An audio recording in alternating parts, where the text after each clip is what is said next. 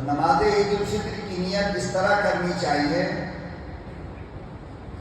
کہ نیت کرتا ہوں میں 2 رکعت نماز عید الفطر کی واجب، 6 تکبیر زائد کے ساتھ۔ وہ زائد تکبیر کون سی ہے؟ جو کسی اور نماز کے اندر نہیں ہوتی ہے۔ اور یہ جو زائد 6 تکبیریں ہیں یہ نماز عید الفطر اور نماز عید الاضحیٰ کے اندر واجب ہے۔ اور آپ جانتے ہیں کہ اگر نماز کا واجب کوئی جان بوجھ کر کے چھوڑ دے تو اس کی نماز نہیں ہوتی، اور اگر نماز میں واجب غلطی سے چھوٹ جائے تو پھر سجدہ سہو کرنا واجب ہوتا ہے۔ اس لیے جو زائد 6 تکبیریں ہیں اس کا ہمیں خیال رکھنی چاہیے کہ کسی بھی حالت میں یہ 6 تکبیر ہم سے چھوٹنے نہ پائے۔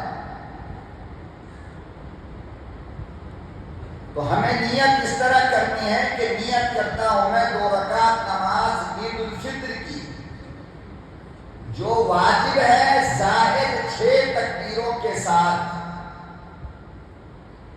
پیچھے اس امام کے پھر تکبیر کہیں امام کے ساتھ اور نیت باندھیں۔ نیت کرتا ہوں میں 2 رکعت نماز عید الفطر کی واجب زائد 6 تکبیروں کے ساتھ، پیچھے اس امام کے پھر تکبیر ہوگی اور اس کے بعد نیت باندھنا۔ تو پہلی تکبیر جو نماز کے اندر ہوگی جس کو ہم تکبیر تحریمہ کہتے ہیں، یعنی نماز کے اندر ان تمام باتوں کو جو چیز جائز تھی نماز کے باہر اور نماز کے اندر جو تکبیر حرام کر دے ان چیزوں کو، اس تکبیر کو تکبیر تحریمہ کہتے ہیں۔ اب آپ بتائیں پانی پینا نماز سے پہلے اور نماز کے بعد جائز ہے یا ناجائز ہے؟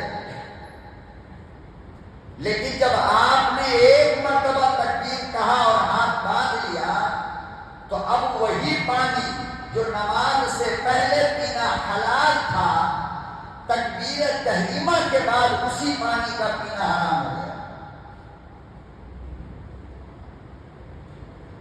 نماز سے پہلے بات کرنا حلال تھا، لیکن جب ہم نے نیت باندھ لی تکبیر کہتے ہوئے تو اب نماز میں بات کرنا حرام ہو گیا۔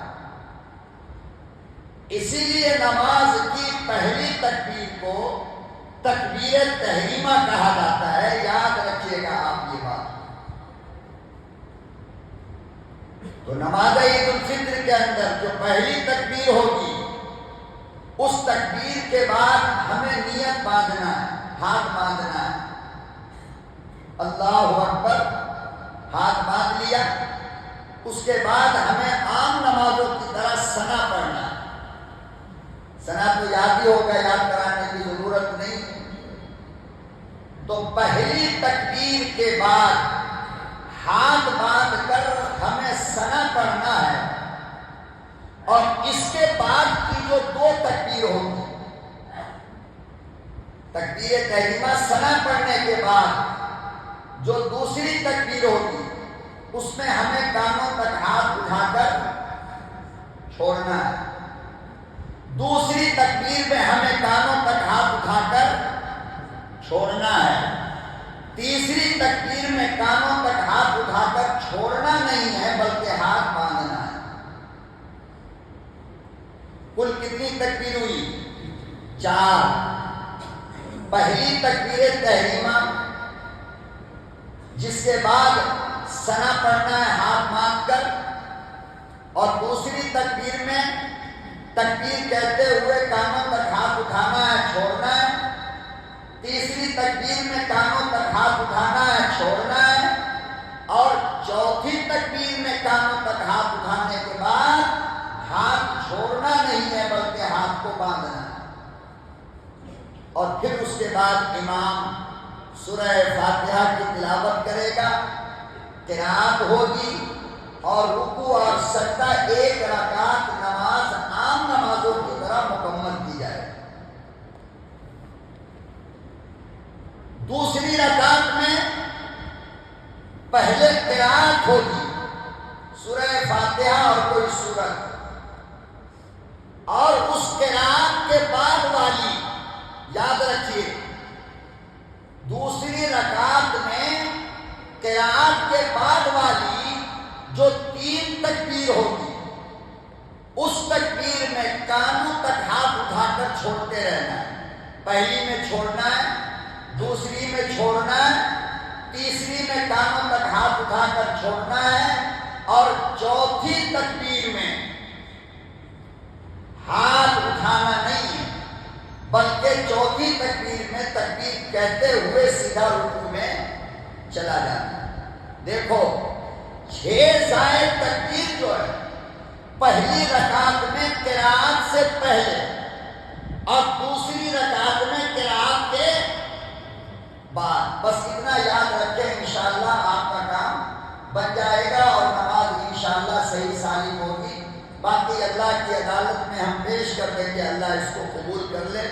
بس اتنا آپ خیال رکھیں کہ تکبیر کہتے وقت اپنے سامنے والے کا انتظار مت کرو۔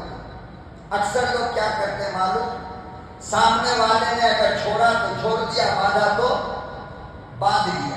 اب آپ بتاؤ کہ نیت آپ نے کیا کیا تھا کہ اس امام کے پیچھے، لیکن حرکت آپ کیا کر رہے ہو کہ اللہ میاں ہم اپنے سے آگے والے کے پیچھے ہیں، امام تو بہت دور ہے بیچارہ، ہم اس کو کہاں دیکھ رہے ہیں۔